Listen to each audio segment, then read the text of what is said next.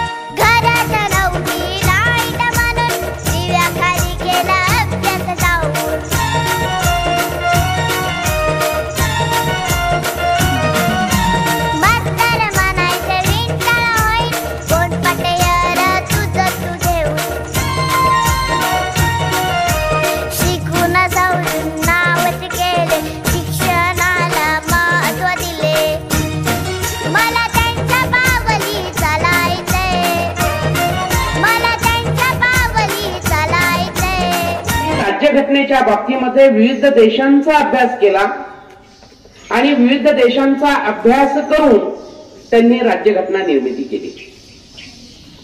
2 वर्ष 11 महिने 18 दिवस इतका लगातार त्या राज्यघटनेसाठी वेळ घालवला आणि त्या राज्यघटनेला वेळ घालवण्यासाठी त्यांना जे योगदान भेटले होतं, तर तुम्ही म्हणाल तर योगदान कोणाचं, तर मी असं म्हणेल सयाजीराव गायकवाड यांचं सर्वात मोठं योगदान त्यामध्ये आहे।